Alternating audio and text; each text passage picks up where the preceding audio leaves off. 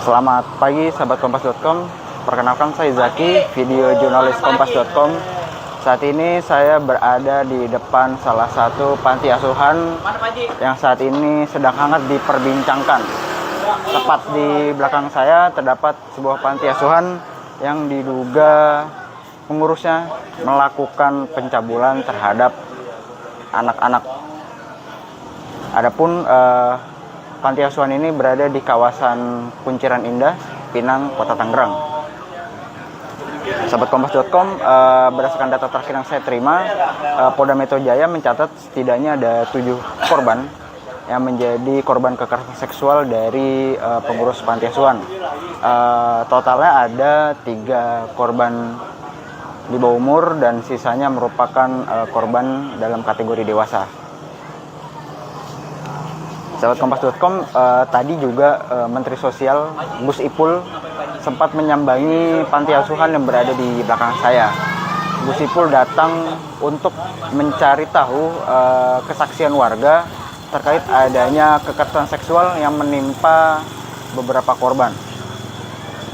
Ketika Gus Ipul datang, memang tak sedikit warga yang cukup takut ketika ditanya sahabat kompas.com, karena memang warga sekitar diduga tidak tahu menahu terkait adanya praktik kekerasan seksual yang terjadi di dalam panti asuhan.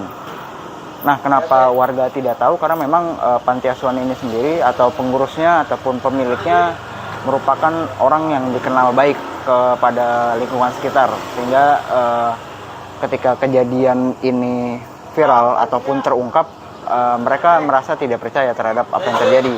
Makanya ketika Gus Ipul atau Menteri Sosial menanyakan kepada warga menjadi takut karena mereka takut salah ngomong, takut salah ucap terkait apa yang terjadi. Nah, sahabat kompas.com, di depan saya ini merupakan bangunan baru dari panti asuhan yang ada di kawasan Kunciran Indah, Pinang, Kota Tangerang.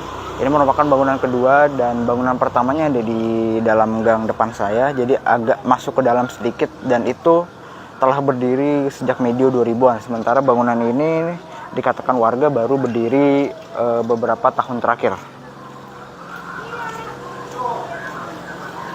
Sahabat kompas.com, saat ini panti asuhan yang ada di depan saya juga telah disegel oleh aparat kepolisian dan 2 tersangka telah ditangkap dalam kasus ini. Sahabat kompas.com, adapun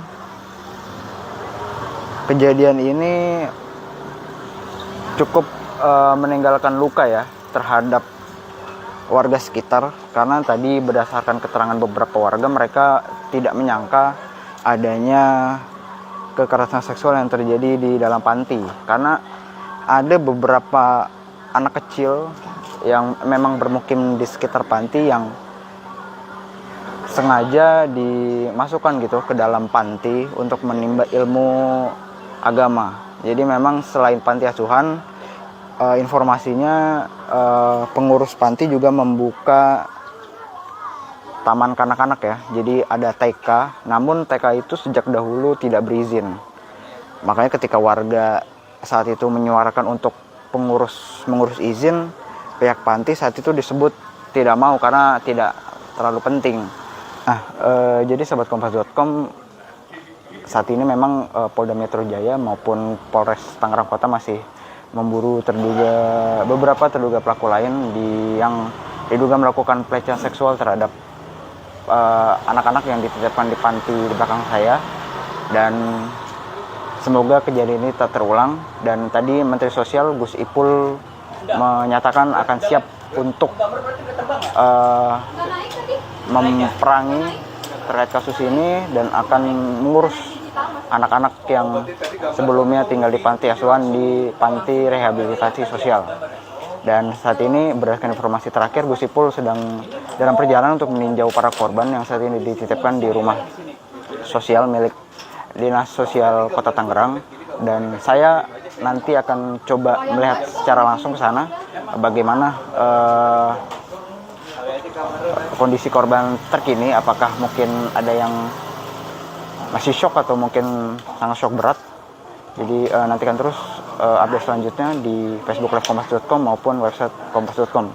Saya Zaki Nur Cahyo, video jurnalis Kompas.com, pamit undur diri. Terima kasih.